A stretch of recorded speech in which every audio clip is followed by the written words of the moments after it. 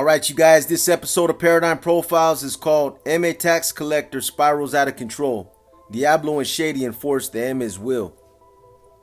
This story is going to be another two-part story as there's a lot to cover. I'm going to start by walking you guys through the path of destruction that Ruben Gomez, aka Diablo from Eastside Wilmas, left behind during a period of time when he became an enforcer and tax collector for the Mexican Mafia.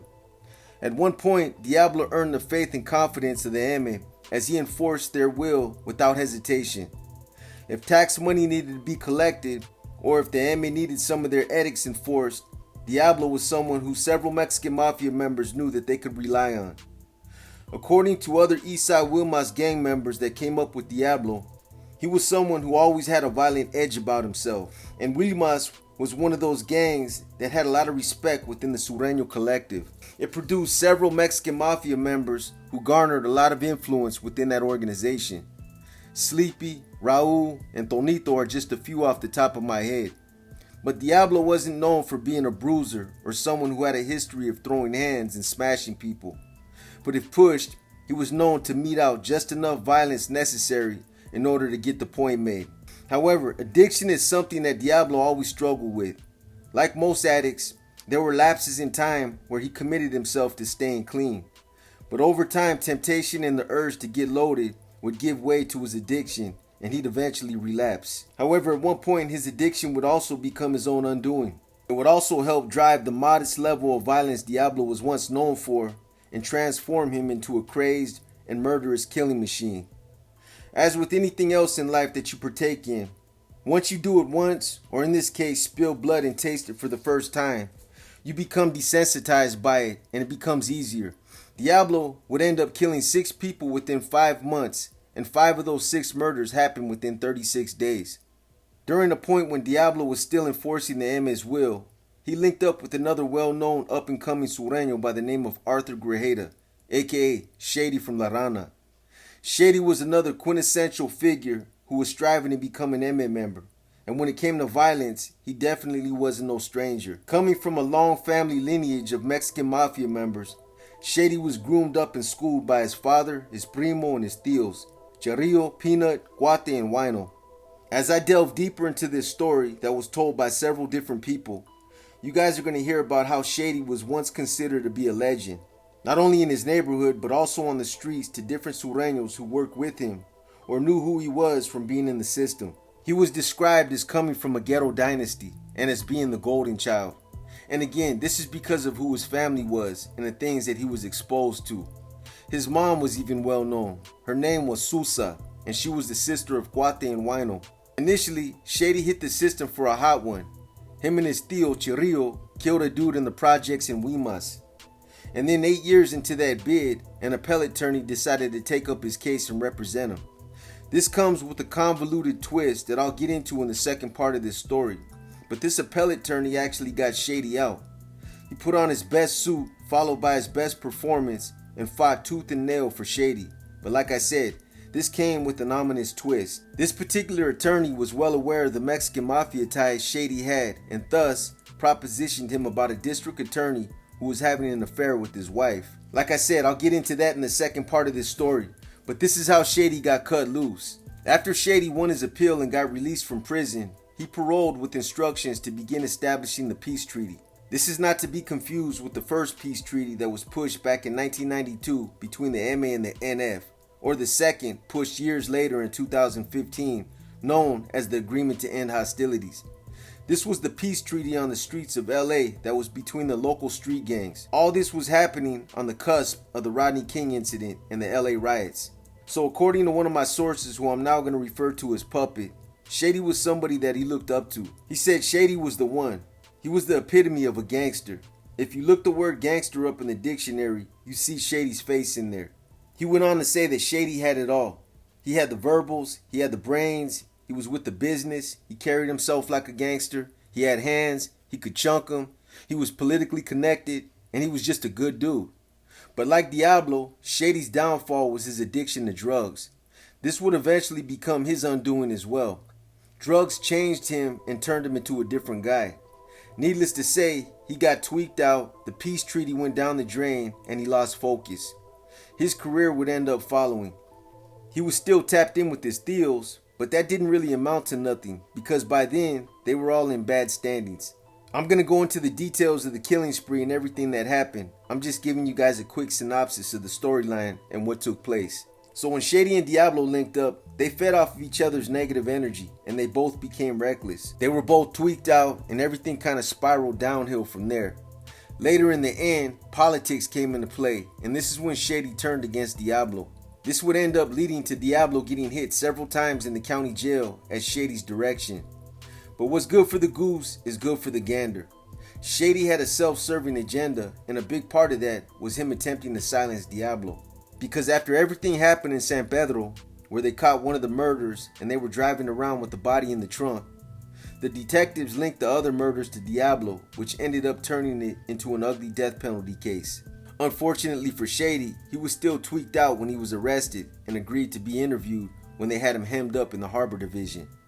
And it was during this interview that Shady said too much.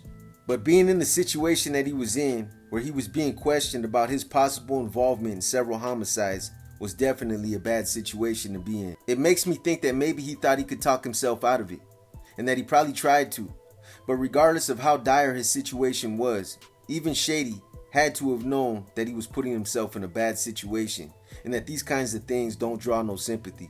It falls on deaf ears, especially when it comes to someone like him who's held to a higher standard.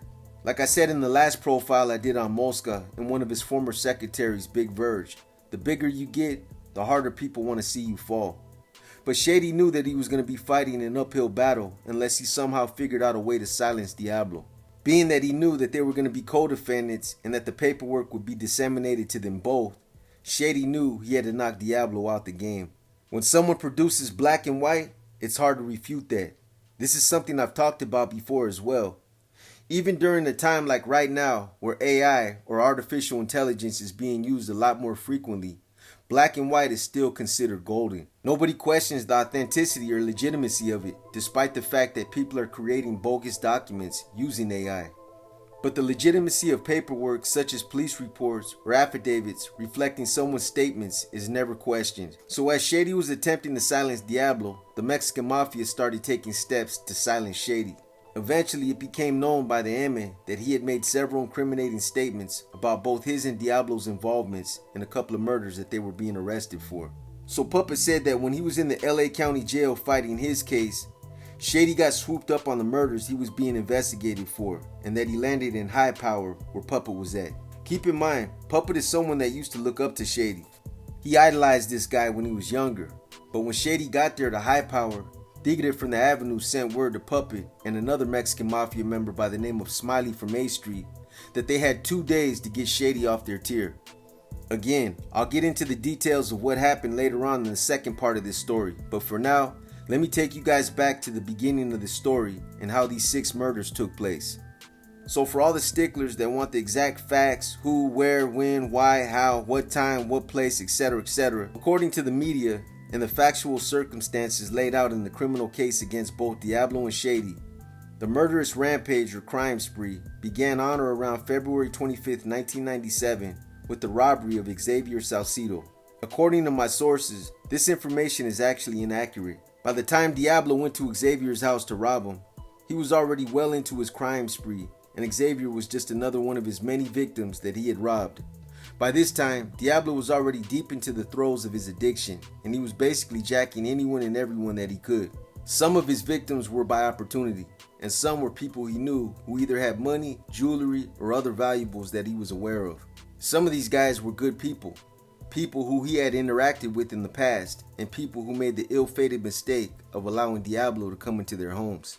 When someone's binging on drugs like this, they'll take whatever they can, whatever's not nailed down to the ground, so they can either go hawk it or trade it for dope. The common denominator about most of Diablo's victims is that they were dope dealers, targets that Diablo knew either had money or dope.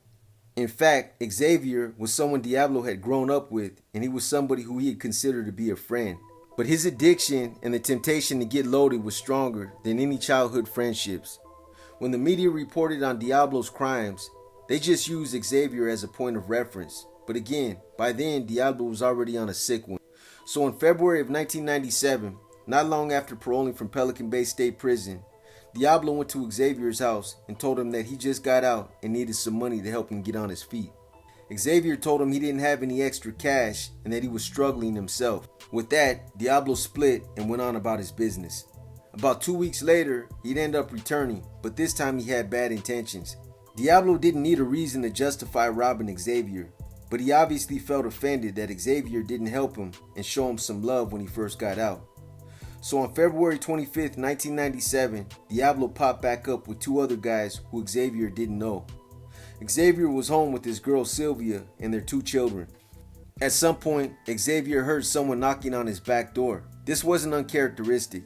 He was selling small amounts of weed, and on occasion, he'd have certain people who were looking to score come through the back so he wouldn't have to do the transactions in front of his kids. When Xavier heard someone knock on the back door, he told them to come around to the front. When he opened up the door to see who it was, Diablo and one of the other 2 guys forced their way in. The 3rd guy posted up at the front door and acted as a point man. Diablo then told Xavier, "I want to talk to you, sit the fuck down." As Diablo carried out his ominous plan, the other 2 guys posted up with their hands in their pockets, giving off the impression that they were both packing. Diablo had a handgun tucked into his waistband that was visible, so Xavier knew he was in trouble. Diablo then went on to tell Xavier that he disrespected him for not looking out for him when he came by a few weeks earlier. When someone comes home from doing a bid in prison, it's usually a customary practice for his homeboys or those closest to him to make small contributions in the form of money, drugs, a vehicle, or anything else this guy might need in order to help him get on his feet. This isn't mandatory, but it's done in good faith to demonstrate carnalismo, and it just goes to show that he's got some homies out there who care. Again, Diablo didn't need to justify robbing Xavier, but maybe he felt guilty since these 2 had grown up together. But at that point, Diablo told Xavier to take all his jewelry off and to shut his bedroom door so that they could talk. Xavier's girl Sylvia was in the bedroom with their 2 kids, and Diablo obviously didn't want her to hear their conversation. As Xavier went to close the bedroom door, he silently motioned to Sylvia that he was being robbed. She knew that this was her cue to call 911, so that's what she did. When Xavier came back out to the living room, Diablo pointed his gun at him and said, "Where's the money?" Xavier had a fleeting thought of telling Diablo he didn't have no money, but under the circumstances, he thought it was probably better not to risk getting himself and his family hurt over money. Besides, based on the way Diablo pushed up on him with these other 2 guys and how he was now being asked about the money, told Xavier that Diablo must have known something and that it was probably smarter just to give it to him. Xavier had about $10,000 stashed in his bedroom closet, so he went back in the bedroom, grabbed about $5,000 of it, and then grabbed a handgun that he also had stashed in the closet. Before Xavier went back out to the living room, he handed Sylvia the gun and told her, "If they try to come in here, do what you have to do to protect yourself and the kids." Xavier then went back out into the living room and handed the $5,000 to Diablo. He then pleaded with Diablo to give him his jewelry back due to the fact that it was given to him by his mom and dad and thus held sentimental value. Whether it was because Diablo actually felt a little compassion or whether it was because he felt content with the wad of cash he got, whatever the case was, he handed the jewelry back to Xavier and left. Feeling like he just dodged a major bullet, Xavier turned the lights out and went into the bedroom where Sylvia was still on the phone with the 911 dispatch. He told Sylvia to grab the kids so that they could leave. But as soon as she got up to get herself ready, they heard another knock at the door and realized that Diablo and the other 2 had come back. Diablo knocked on the door a second time and threatened to shoot through the door if it wasn't open. Sylvia then put another call out to 911 and the police arrived within minutes. Before police pulled up to the house, Diablo and the other 2 guys took off towards the backyard and got away. But Diablo's wrath was just starting. In the early morning hours of May 27, 1997, homicide detectives found a body on the Terminal Freeway on a northbound on-ramp between Anaheim and PCH. The victim, Rajendra Patel, had been stabbed and shot. The circumstances and the details behind this homicide and the others that I'm going to cover were derived from both the actual case and the 2 sources that provided information for this story. It's about as accurate as it's going to get. However, for the purpose of protecting the identities of my 2 sources, some names, details, and events have been changed. So Rajendra was shot, stabbed, and killed after he became another robbery victim of Diablo's. The details of where Diablo first encountered Rajendra were never determined. However, what was clear is that Rajendra was robbed for his money and jewelry and then killed so that he wouldn't report Diablo to the police. The other thing that's clear is that Rajendra was kidnapped and taken somewhere where he was later killed. A close associate of Diablo's, who I'm now going to refer to as Sparky, would later testify that Diablo had openly talked about the details leading up to Rajendra's murder, and that Sparky was also tasked with burning and disposing Rajendra's white Toyota Camry. Sparky said he complied with Diablo's request to burn and destroy the vehicle because they were tight, and that he knew Diablo was dialed in with the big homies, the ME. According to everything I was able to gather, Rajendra was last seen on May 25, 1997 at his home in La Palma. According to everything I was able to gather, Rajendra was last seen on May 25, 1997 at his home in La Palma. His son later testified that his father left their home in his white Toyota Camry wearing a bracelet, 2 gold watches, and a chain. On May 28, 1997, an officer discovered Rajendra's car after being directed via radio traffic to locate a stolen vehicle in an alley in San Pedro. Sparky claimed that Diablo had shot and stabbed Rajendra to death and that he was driving around with the body in the trunk of his white Toyota Camry for close to 2 days. The reason he had the body in the trunk so long is because he couldn't decide where to dump the body. Sparky referred to the white Camry as a murder car because Diablo had told him to check the trunk good to make sure that there was no blood in it. Later, Sparky also testified that 3 to 4 days before Diablo asked him to burn the car, Diablo said, "Man, I hated to kill that guy because he had balls." He said, "If you're gonna do it, go ahead and shoot me, motherfucker." Needless to say, Diablo then went ahead and shot him. Sparky ended up taking the car to an alley where he poured alcohol on the upholstery so that the vehicle's interior would ignite when he threw a lit rag into the car. Sparky apparently did in fact make a feeble attempt to destroy the vehicle, but he didn't do a thorough job, and this upset Diablo. Later, when Diablo heard about how he botched destroying the vehicle, Diablo put a hit out on him for not burning it and for not thoroughly and completely destroying the evidence. Diablo was worried about his fingerprints. This incident is reminiscent of what happened to Albert Beto Avila when he participated in the assassination of NF leader Robert Brown Bob Viramontes. After 2 triggermen, Santos Bad Boy Bernius from Corcoran and David Dreamer Escamilla from San Jose shot and killed Brown Bob, Beto was also tasked with either burning the Ford Explorer or wiping it down to get rid of the fingerprints. But he also dropped the ball and botched the cleanup job to properly destroy the evidence in that incident. Unfortunately for Beto, his lapse in judgment would end up costing him his life. Another witness, who I refer to as Tanya, later testified in Diablo's trial. She testified that Diablo brought Rajendra's 2 watches and a bracelet to a mutual acquaintance's house named Robert Big Huero Dunton at least 1 or 2 days before he burned Rajendra's car. Tanya ended up buying the jewelry from Diablo and then later pawning it at a Las Vegas pawn shop. When she asked Diablo if the jewelry was hot, Diablo responded by telling her and her husband that it was hot, but not to worry about it because it belonged to a dead Mexican man I have in the trunk of my car that I just killed. Tanya later claimed that neither her nor her husband took Diablo serious and that they just kind of shrugged it off. Tanya also testified that Diablo arrived at Big Huero's house in a white Toyota Camry. On July 2nd, 1997, police subsequently recovered her pawn shop receipt after she was arrested for an unrelated crime. All these things would end up amounting to be critical evidence later in Diablo's trial. Based on Diablo's timeline and witness statement accounts, Diablo had already tasted blood and was becoming more bolder with each passing crime. In fact, it didn't even take a full 2 weeks before his next victim would be discovered. On June 9th, 1997, a body was found lying face down in an alcove behind a shopping center located on Western Avenue in San Pedro. There was brain tissue on the victim's suit and on the ground immediately surrounding the body. A fragment of glass was also recovered from the victim's hair at the crime scene. A county medical examiner later testified that the victim had been killed by a shotgun blast to the head from a distance of about 1 or 2 feet. It was clear, based on the condition of the body, that this was another victim of a robbery.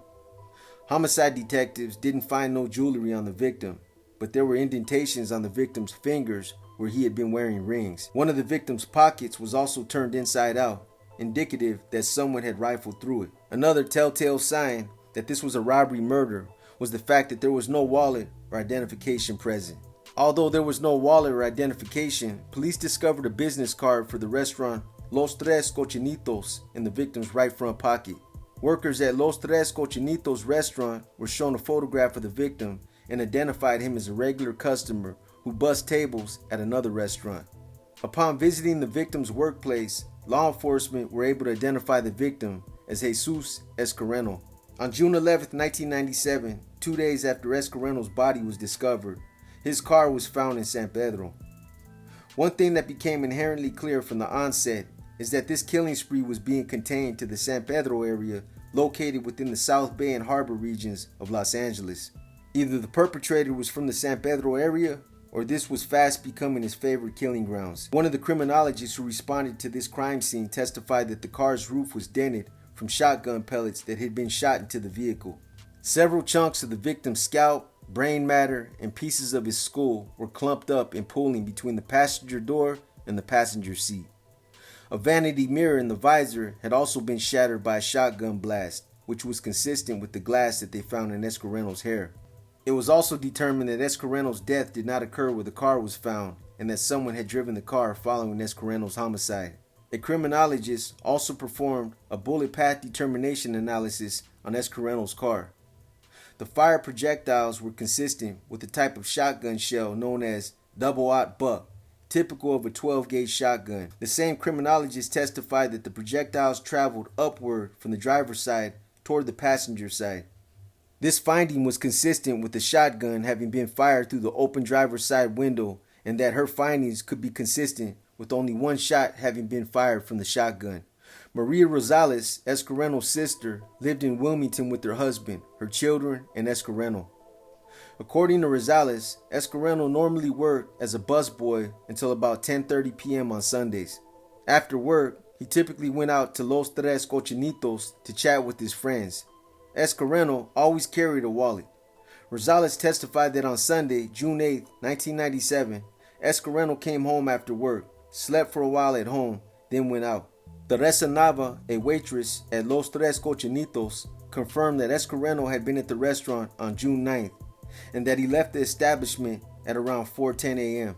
That morning, Rosales awoke to the sound of a gunshot, which coincided with the time Escareno usually arrived at home. When Diablo committed this murder, it was more likely committed out of opportunity. He probably seen this guy, crept up to his car, and then smoked him through his open driver's side window. At that point, he probably jumped in his car and took off. Before hearing all the details, this is what I assumed happened. Coincidentally, the facts were pretty close. This was also consistent with what other people that lived in the same apartment complex seen and heard as well. Diana Gallardo lived in the apartment directly upstairs from Escareno and Rosales. Gallardo was sleeping in bed when a gunshot sounded from right in front of the apartment complex at 4:42 a.m. on June 9, 1997. Gallardo and her husband ran to the front window where she saw the red glare of brake lights and heard the skidding of a car. Beto Herrera, who lived about 4 houses down from Escareno, was in his kitchen early that morning getting a drink of water when he also heard a gunshot. In an interview with law enforcement on July 2, 1997, Herrera said that from his kitchen window, he had seen a car park alongside what he thought looked like his neighbor's car, and that he saw a flash coming from inside, and that he heard a blast from a large gun or shotgun. This is probably during the exact moment when Diablo smoked Escareno with the shotgun. During Diablo's trial, a plethora of circumstantial evidence just continued to mount. Witness after witness testified, filling in small blanks of the timeline. Together, everything fit like one big convoluted puzzle. The witnesses were even able to put a shotgun in Diablo's possession at the time of this murder. Around this time, one of the witnesses, who I'll now refer to as Spooky, lived in San Pedro and was actually living at Big Huero's house. While Spooky was there at Big Huero's, Diablo ended up showing up. Spooky claimed that he became pretty tight with Diablo over the course of a few months. Spooky would later testify that he agreed to drive Diablo around one night as he was looking for a potential victim to rob. While he was driving Diablo around, he claimed that Diablo had in his possession a cut-down break-open shotgun nicknamed Shorty that belonged to him and Big Huero. They drove from San Pedro to Wilmington. While they were passing a bar, Diablo asked him, "Did you see that guy with all them rings on his fingers?" The man with the rings drove off in a Ford Thunderbird. Diablo told Spooky to follow the guy, so he did. After losing track of the car, they managed to locate it in front of an apartment complex in Wilmington. Diablo directed Spooky to pull up next to the Thunderbird. When they were parallel with the other car, Diablo started talking to the driver in Spanish. Spooky claimed that the driver of the Thunderbird seemed tipsy because he was laughing a lot. Who knows, maybe he just finished smoking some good cookies. Diablo told him, "I got huevos and mucho corazón." Spooky explained that this meant he had a lot of balls and a lot of heart. As the driver of the Thunderbird laughed, Diablo lifted the shotgun and fired one shot. Spooky testified that the driver suddenly disappeared, and that it almost looked like the guy in the Thunderbird had been smacked hard with a baseball bat, and that he flew sideways so fast that he just disappeared. Diablo then told Spooky to drive the Thunderbird back to San Pedro so that they could remove the rings from the victim's fingers. One thing's for sure, Diablo was being reckless, but he was still playing it smart. Instead of driving the Thunderbird himself, he tells Spooky to drive it, knowing good and well that there was brain matter all over the inside of that car. Spooky would later testify that when he entered the driver's side of the Thunderbird, he noticed that the victim's head was over by the passenger door and that his left foot was up behind the steering wheel. This guy was stuck like that, almost as if he was still in mid-flight after being hit with the shotgun blast. And there's no doubt about the fact that while this guy was slumped over in the passenger seat towards the passenger door, his brains poured out of a hole in the top of his head and pulled up between the seat and the door. Diablo then drove off while Spooky moved the victim's foot from behind the steering wheel. After disengaging the victim's foot, Spooky then drove the Thunderbird a couple of blocks to a hamburger stand, parked in a dirt lot, took the man's wallet, and walked back to Big Huero's house in San Pedro. Spooky spent $10 of the victim's money on heroin before he arrived at Big Huero's house. When Big Huero learned of this, he told Spooky that he didn't follow orders. Spooky gave Diablo the victim's remaining money, about $70. Spooky went back to the car where the body and keys were still inside. He drove the Thunderbird to an alley in San Pedro, about a half a block from Big Huero's house. Spooky then returned to the house, and Diablo ordered him to retrieve the dead man's jewelry. Spooky took rings and 2 watches off the body and brought them to Diablo. Diablo gave the items to Big Huero, who told him that the items were costume jewelry. The jewelry was thrown away. Diablo subsequently told Spooky to dispose of the car and the body. Spooky testified that he drove the Thunderbird to the Park Plaza shopping center and left the body near 2 dumpsters where somebody could find him. He then drove the car back to an open garage in an alley near Big Huero's house. Spooky then parked the car, walked down the alley, took his blood-stained shirt off and threw it in the garbage can. Then he walked back to Big Huero's house. Later, after Diablo had been taken into custody, a homicide detective and her partner paid him a visit to determine the tattoos that he had. These 2 detectives testified that they asked Diablo some routine questions as part of the booking procedure. And according to the detectives, Diablo made several statements that were not responsive to their questions. For example, he said that the police must be very busy because things were crazy in the harbor area lately. Although on its face, it might not really indicate nothing either way, it can actually be interpreted as being self-incriminating. Almost like saying, "You guys must really be busy. How come you guys couldn't catch me? I've been causing all kinds of chaos out there." Diablo talked about a guy up on Western, his head being shot off. Then he mentioned a couple of guys that were shot and brains splattered all over the place. Diablo said these individuals could not be identified and that their wallets were missing. These same homicide detectives further testified that they had not released information to the press about Escareno's wallet being missing. These statements were even more self-incriminating. Either Diablo was basking for the attention he should have been getting for committing these murders, or he was just playing cat and mouse with these detectives to see if they would bite. But this would all happen later. By this time, Diablo had committed at least 3 murders that were on the books. However, he still had 3 more to go before he'd get arrested and his killing spree would come to an end. On June 10, 1997, homicide detectives were dispatched to a shooting at a residence in Torrance, another area close to San Pedro. The body of Raul Luna Jr. was found lying adjacent to a walkway that runs from the sidewalk to the front porch of the house. It was obvious that Raul had a single gaping gunshot wound on the left rear portion of his head. Brain matter had pooled up and coagulated around his head and shoulders. A live 12-gauge shotgun cartridge was found about 15 feet east of Raul's body. Officers also located a clear plastic baggie with a kind of white-brown substance near Raul's knee. The substance was later identified as methamphetamine. Upon searching the residence, officers also discovered more methamphetamine, an assault rifle, money, and ammunition for a .45 caliber handgun. Raul's father later testified that Raul sold illegal drugs. Rudy Luna, Raul's brother, testified that at approximately midnight on June 9, 1997, he arrived at the home he shared with his brother Raul, another brother named Andy, his sister-in-law Alice, and his nephew Andrew. Rudy lay down to go to bed sometime at around 12:06 a.m. A few minutes later, he heard a loud muffled engine, sounding rough like a truck, before hearing a car pull up to the middle of the street, directly in front of the Luna residence.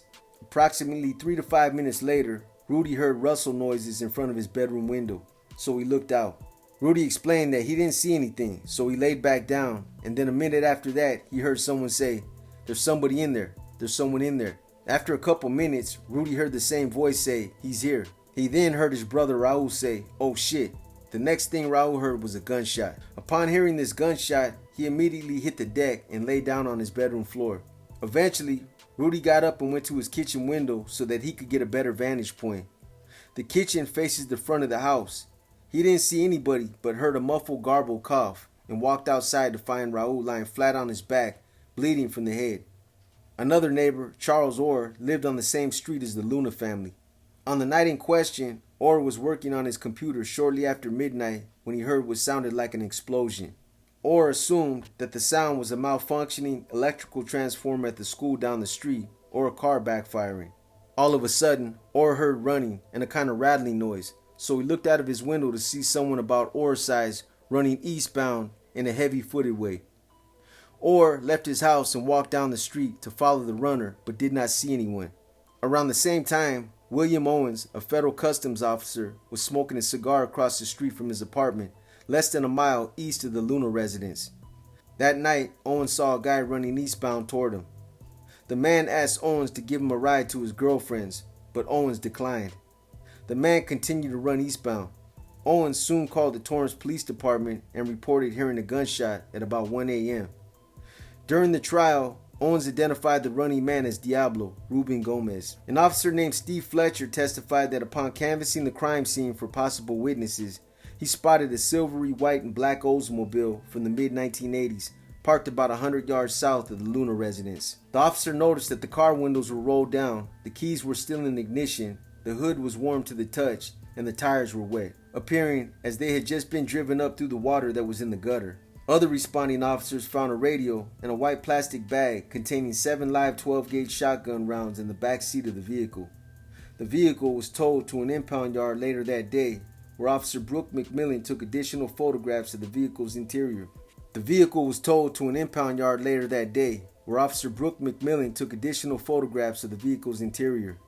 McMillan fingerprinted both the interior and exterior of the car and collected 34 lifts.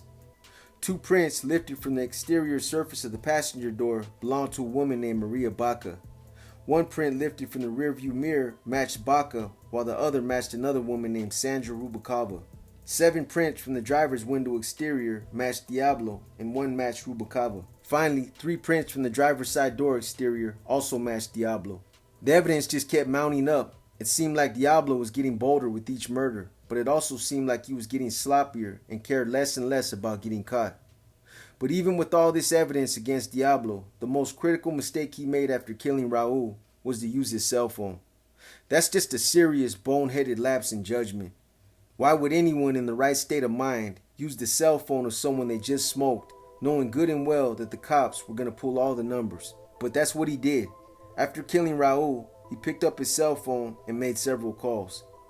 Keep in mind that both sources who provided information for this story claimed that by the time Diablo had killed Raul, he was already tweaked all the way out. When he had killed Raul, he was already falling off the deep end. This is obvious because he threw all common and practical sense to the wind. At one time, he had the confidence of several Mexican Mafia members who relied on him to collect street taxes and to enforce the will of the Mexican Mafia.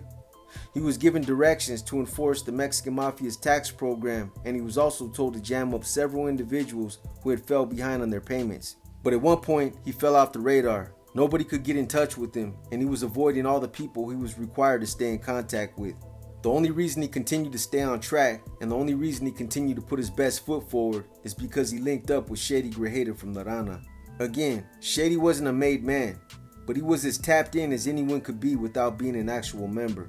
And this was all to the credit of his dad, his tíos, and one of his primos. His dad and his tíos would eventually all end up in the hat, but at this point, they were all still active. To this day, they're all spread out in different prisons, but despite their unwillingness to debrief, they still remain in bad standings. La Rana is one of the most respected gangs in the harbor area. La Rana once roamed all the zone in between Delanco Junction on the east, 190th on the north, Torrance Boulevard on the south, and west to Madrona and Prairie Avenue. But VLR has always been centered on Del Amo Boulevard. This place is completely surrounded by industrial plants and business parks. La Rana is said to have adopted the name because of a nearby little lake or a pond.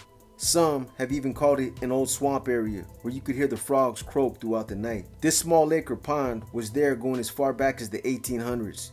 Most La Rana gang members have a tattoo of a frog representing this neighborhood. Anyways, besides Diablo and Shady both possessing a strong propensity to commit violence on a profound level, the other thing that created cohesion between these two was their addictions. Most of the time they were out there running around, they were both twacked out on dope. When Shady and Diablo finally linked up, Diablo automatically took up a subordinate role, and Shady assumed the role of a leader. Being that Shady was still tapped in with his dad and tíos, Shady knew what needed to be done and who needed to be pressed out there. When Diablo and Shady linked up, Shady took a liking to Diablo because he was with the business, but Shady had an ulterior motive. Diablo was basically feeding off of all the drug dealers and the people he was robbing and killing. But unfortunately for Diablo, some of these drug dealers he was hitting were tapped in and were paying for protection from the Mexican Mafia. Shady was a younger member of the notorious Grajeda family who headed one powerful faction of the Mexican Mafia. The faction assigned to Shady was responsible for enforcing the taxation of local drug dealers in the harbor area, and specifically to a drug dealer named Big Huero who had hired a 400-pound bodyguard to resist the taxation. Shady had been given the contract to murder Big Huero. This is where Diablo's and Shady's interests would end up conflicting. Shady needed someone who was familiar with Big Huero, someone who could get him in the door and past the 400-pound bodyguard. Shady had also picked up the contract on the wayward Diablo, something Diablo obviously didn't know at that time. And this is because Diablo had become reckless, offending the Mexican Mafia by robbing some of their protected drug dealers. Diablo was making them look incompetent, and the Mexican Mafia didn't like this. Shady learned that Diablo was familiar with Big Huero. He knew about him selling dope, he had been in his house, and he had developed a level of trust with Big Huero. At some point, Shady told Diablo that he was in bad standings, and he used this to manipulate him. Shady supposedly struck a deal with Diablo by telling him he'd cancel out his green light if Diablo could get him inside the house to kill Big Huero. Both Shady and Diablo were armed with sawed-off shotguns. Diablo had a cut-down pump that he called Shorty, and Shady had a single shot sawed off. I'll detail what happened in the second part of this story, but it has an ominous twist that gives you another example of how dirty this game really is. Even Diablo didn't see this coming and never questioned why Shady didn't use this single shot shotgun to execute their targets. He had one round, but Shady was saving this one round to take out another target who was oblivious to his whole plan. This is probably a good place to end the first half of this story, as I want to make sure I elaborate on the relationship Diablo and Shady developed, the details of the murders of both Big Huero and Spider Acosta, as well as how Shady and Diablo ended up becoming targets of the Mexican Mafia. I hope you guys enjoyed this episode of Paradigm Profiles. If you guys liked this episode, give it a thumbs up. If you didn't like this episode, give it a thumbs down. But either way, drop a comment and let me know what you think. As always, I want to thank you guys for tapping in, for supporting the channel, and for helping this channel grow to where it has today. Without you guys, this channel would cease to exist. On that note there, you guys enjoy your weekend and stay tapped in for the second part of this story. With that being said, this is your boy B, and I'm out.